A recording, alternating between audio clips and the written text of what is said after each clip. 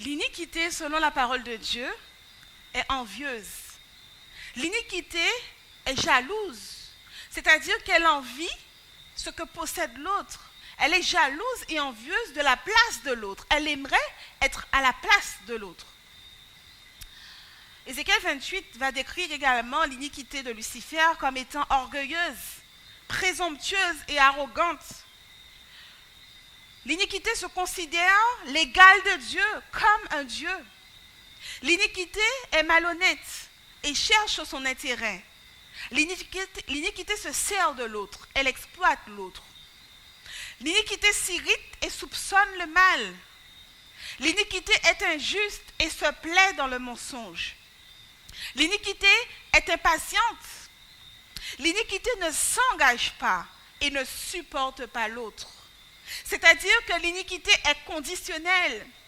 C'est en fonction de ce que tu vas faire, de ce que tu vas dire, de comment tu vas agir, que je vais décider si toi et moi nous pouvons fonctionner ensemble.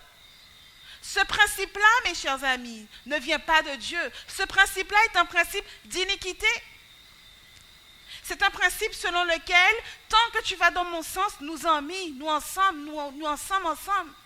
Mais à partir du moment où tu commences à faire des choses, à dire des choses qui me déplaisent, alors là, je te mets de côté et je continue d'avancer sans toi. J'aime ceux qui m'aiment. Cette parole-là, c'est ce que nous partageons souvent sur les réseaux sociaux, mes chers frères et sœurs. Faisons attention, car lorsque nous disons cela et que nous partageons cela, nous rendons gloire à l'iniquité. Selon Éphésiens 4 et 5, l'iniquité est à l'intelligence, glorifie la vanité. L'iniquité à l'intelligence obscurcit. L'iniquité a le cœur dur. L'iniquité conduit à l'impureté sexuelle. Elle est impudique. L'iniquité est corruptible. Elle est colérique. Elle est médisante. Elle amène à prononcer des paroles mauvaises, des paroles de malédiction, dire du mal de. L'iniquité est également rebelle. Elle calomnie son prochain. Elle est rebelle contre la loi de Dieu. Elle est rebelle contre ses parents. L'iniquité est rebelle contre son époux. L'iniquité est rebelle au travail. L'iniquité est méchante. L'iniquité est rusée, car oui, elle dissimule la vérité. Elle est fourbe. L'iniquité aime les disputes et les discordances. Elle aime les discordes. Donc, elle va en provoquer. L'iniquité également se plaît dans la débauche et elle se plaît loin de Dieu. Oui, l'iniquité ne pardonne pas. Mes chers frères et sœurs, mes chers amis, nous avons vu le résultat du nouveau fonctionnement et du nouveau principe de vie qui a été proposé par Satan. Et quel en a été le résultat? Le résultat a été de ce principe de vie de Satan, a été la misère, la mort, les persécutions, la souffrance physique, mais aussi la souffrance psychique et psychologique.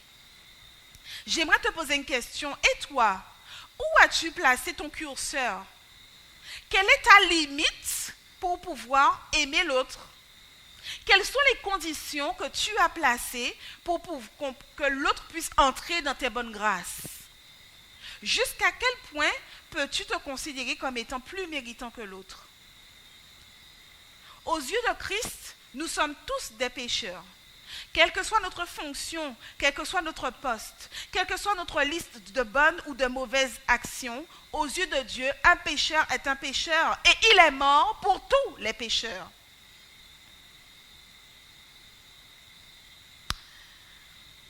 Mes chers frères et sœurs, mon cher ami, c'est très important. L'environnement propice et idéal pour ta santé mentale, pour que tu puisses trouver et avoir un équilibre mental, ne peut se vivre. Cet équilibre mental ne peut se vivre que dans l'agapé. que lorsque tu vas mettre en principe, que lorsque tu vas mettre en application dans ta vie, dans ton quotidien, le principe de vie de l'agapé, de la loi de Dieu. Car tu ne seras pas tourné vers toi-même, vers ton propre mal-être, vers tes propres, on va dire, vers tes propres difficultés, mais tu seras et vers tes propres besoins. Cela ne veut pas dire qu'il ne faut pas prendre en compte ses besoins. Cela ne veut pas dire qu'il ne faut pas penser à soi. Mais seulement la Bible te dit qu'il y a plus de bonheur à donner qu'à recevoir.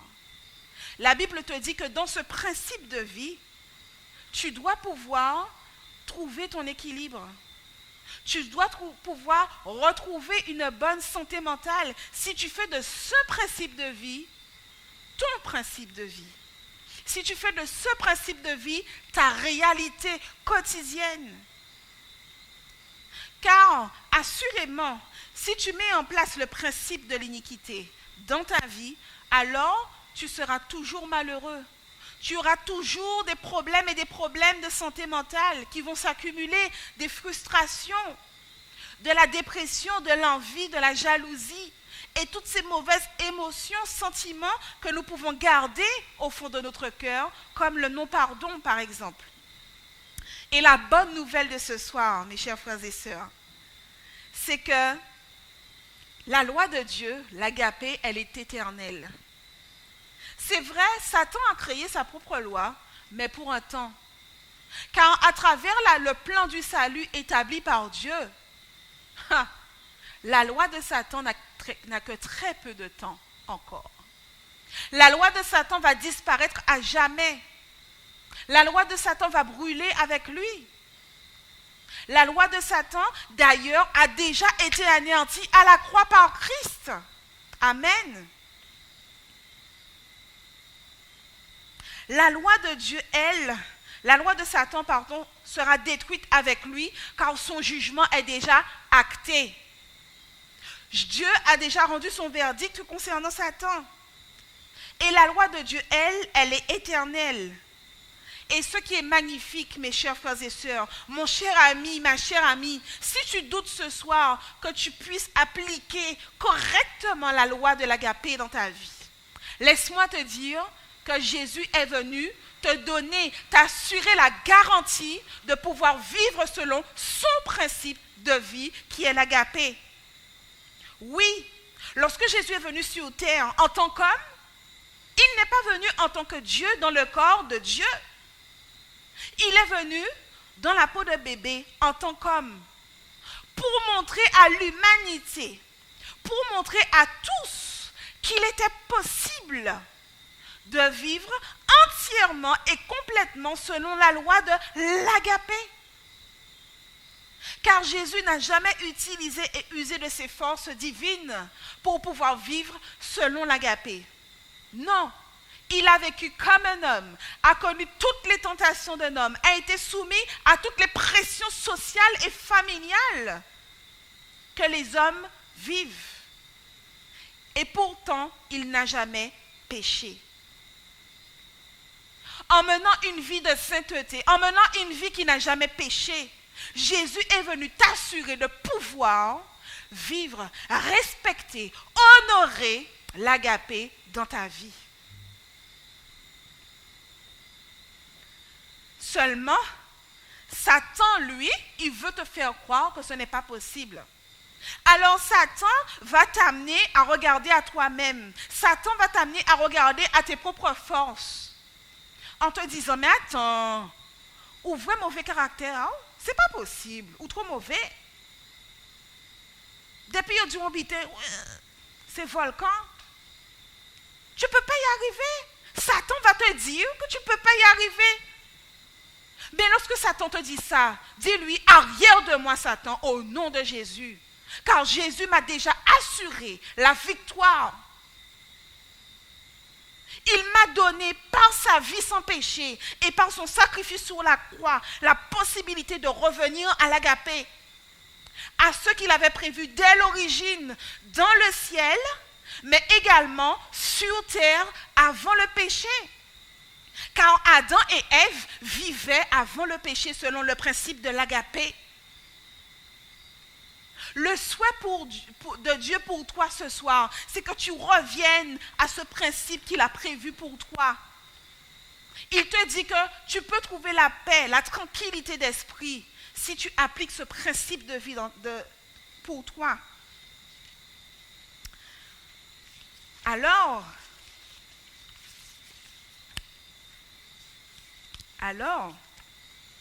malheureusement, alors que tout était parfait dans le ciel, le péché est apparu. Enfin, sur terre, le péché est apparu et a rompu l'équilibre de la santé mentale d'Adam et Ève. Oui. Adam et Ève ont connu, c'est Adam et Ève d'ailleurs, qui ont connu les premiers signes de maladie mentale. Oui. Dans le jardin d'Éden, lorsqu'ils ont péché, ils ont commencé à ressentir quoi? La culpabilité, la honte, la peur. Tous ces mauvais sentiments et toutes ces choses qui ont fini par déséquilibrer l'équilibre que Dieu avait établi. Mais l'œuvre de salvatrice de Dieu englobe notre restauration tout entière. Amen. Cela signifie que Dieu souhaite ramener la race humaine à l'état d'équilibre dont elle jouissait lors de sa création. Voilà quel est le plan de Dieu pour toi concernant ta santé mentale. Il veut te ramener à l'état d'équilibre dont jouissait la race humaine avant le péché. En faisant l'expérience des défis et des peines de la vie dès notre plus jeune âge, nous les humains, nous sommes menacés de perdre l'équilibre que nous avions avant notre naissance. Heureusement, Dieu a les moyens d'aider l'être humain à retrouver un équilibre fonctionnel qui lui donne la capacité d'avancer avec succès. Nous allons prendre très rapidement pour terminer l'exemple du prophète Daniel, dont l'histoire est racontée dans l'Ancien Testament. Si nous nous rappelons bien l'histoire du prophète Daniel, nous nous rappelons que Daniel a souffert de déracinement et de déportation. Rappelez-vous, Daniel était adolescent lorsqu'il a été déporté. Donc, il a souffert de l'invasion de son pays par les Babyloniens. Daniel a été maltraité et torturé. Daniel a été capturé et emmené dans une nation étrangère sans son consentement. Il a été réduit à l'esclavage et il a été séquestré. Imaginons simplement, nous regardons beaucoup de films là, mais imaginons là en 2020, quelqu'un qui vient subir tout cela. Vous imaginez? D'ailleurs, partout dans le monde, nous sommes tranquilles peut-être aux Antilles et en France, mais partout dans le monde, d'accord, notamment au Moyen-Orient, en Asie, etc., des hommes et des femmes vivent cela. Daniel perdit tous ses liens familiaux et ses amis. Il souffrit de la perte de son identité culturelle. Ensuite, il est arrivé à Babylone. Et quand il est arrivé à Babylone, il a vécu la désorientation et la confusion en manifestant de l'anxiété et la peur de l'inconnu. Et la perte de l'identité culturelle se fit encore plus palpable en fait à Babylone, lorsqu'il a reçu un nouveau nom avec une connotation religieuse et culturelle qui était totalement différente de la sienne. Il a reçu le nouveau prénom Belchazzar qui signifie « Bel protège ta vie ». Autrement dit, c'est un démon qui protège ta vie. Vous imaginez, en tant qu'hébreu, fils de l'Éternel des armées? Donc, comme nous l'avons dit, il a subi une perte d'identité. Ses convictions religieuses furent remises en question. Il subit une pression sociale continue. Et il vécut la forte imposition de nouvelles coutumes religieuses. Alors, les questions que nous pouvons nous poser, comment Daniel a-t-il retrouvé l'équilibre? Comment Daniel a-t-il réussi à rester fort face à l'adversité? Et comment a-t-il réussi à maintenir une bonne santé mentale pendant toute cette période d'affliction? Premier élément de réponse, Daniel resta fidèle et saint d'esprit grâce à sa relation avec Dieu. Daniel avait une solide base religieuse.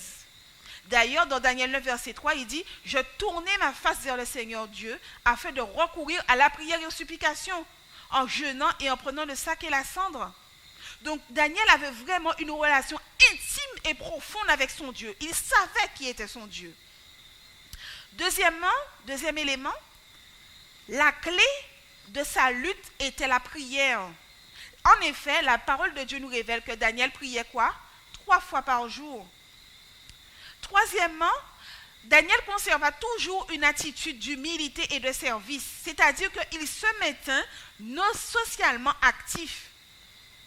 D'accord? Le pire d'ailleurs, c'est de ne rien faire lorsque nous sommes en période de crise. Ensuite, Daniel maintint une attitude positive, résiliente et de reconnaissance pour les bénédictions que Dieu lui avait accordées dans l'adversité. Why? Qu'est-ce que ça veut dire ça? Mes chers amis, mes chers frères et sœurs, on se dit, mais mais attends, mais ça c'est n'importe quoi. Comment ça? Donc je vais remercier Dieu alors que je suis dans une situation des plus pénibles, des plus terribles. Je suis au fond du gouffre.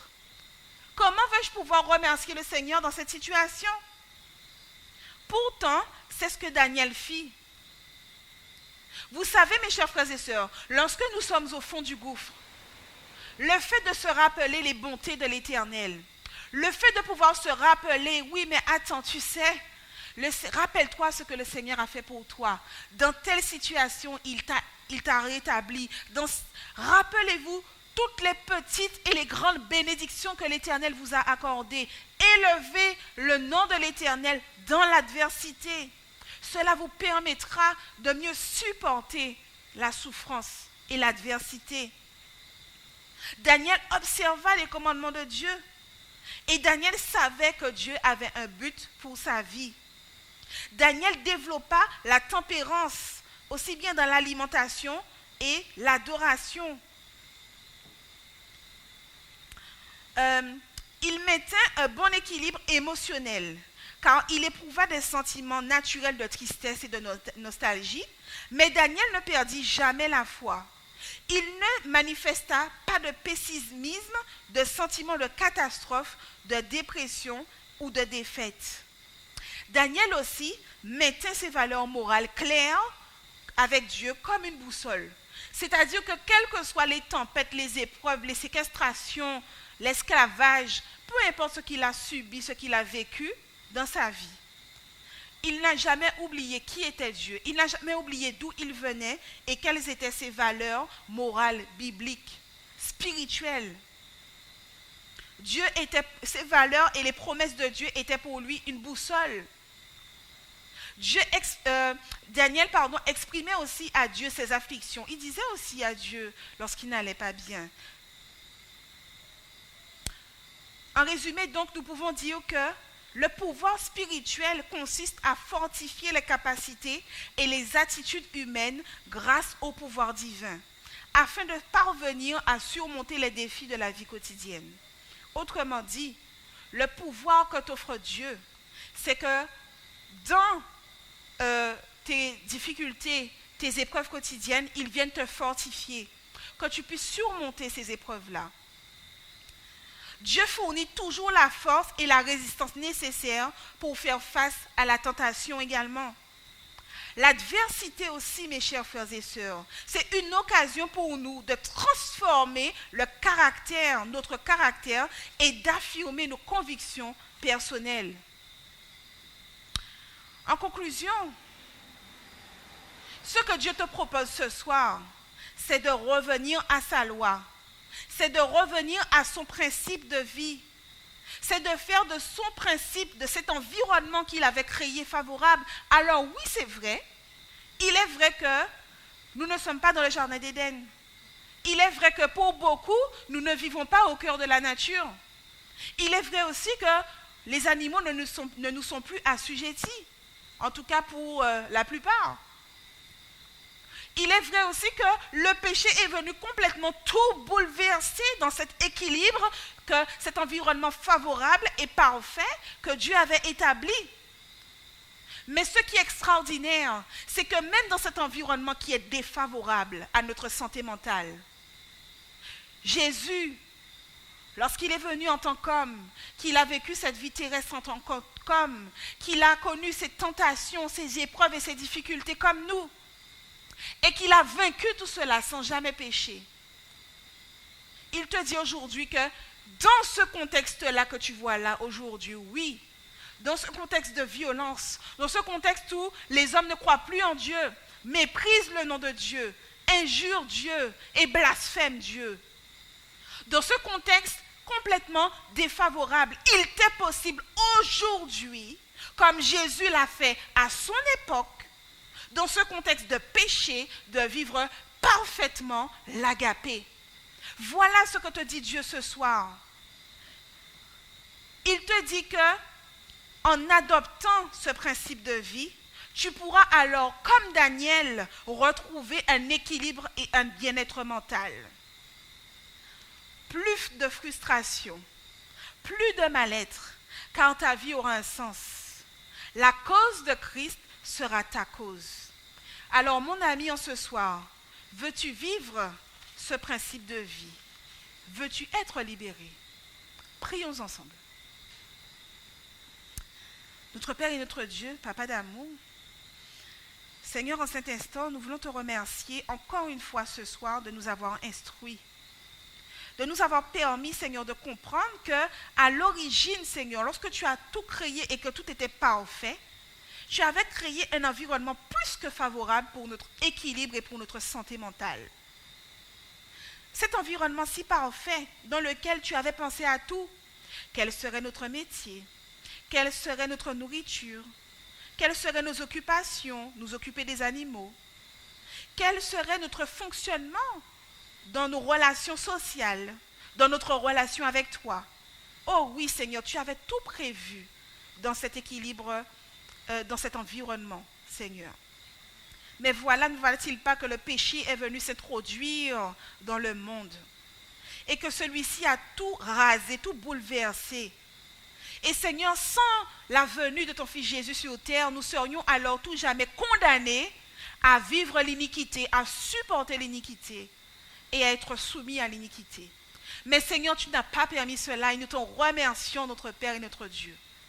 Que gloire te soit rendue, car Seigneur, tu as permis que par la vie de Christ sur terre sans péché, par son sacrifice et sa résurrection, Seigneur, sans péché, que nous puissions vivre, nous, que nous puissions revenir à ce principe de vie qui est fondamental, qui est capital pour notre équilibre et pour notre santé mentale. Et tu nous dis qu'il est possible de vivre cela. Et que tu veux que chacun d'entre nous, nous puissions rentrer et faire de ce principe de vie notre principe de vie.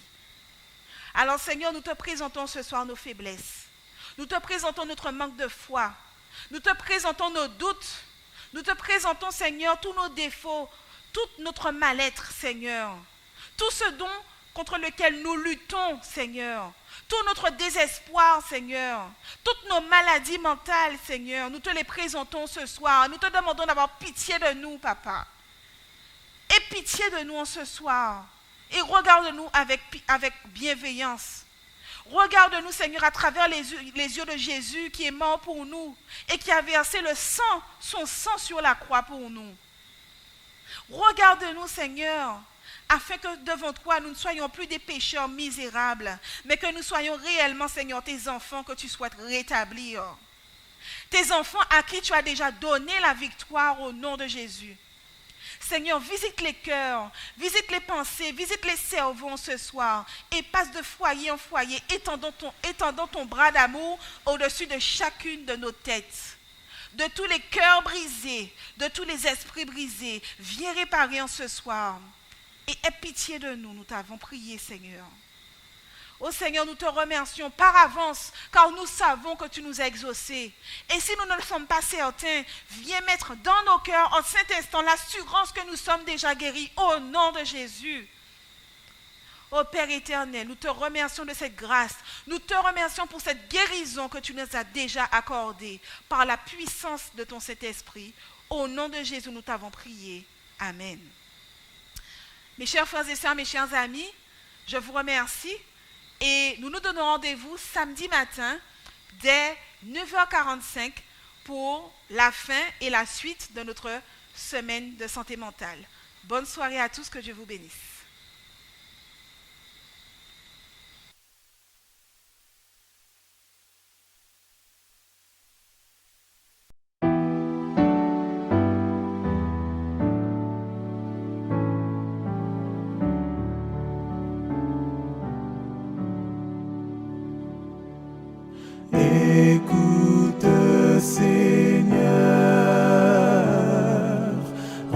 reçois notre prière.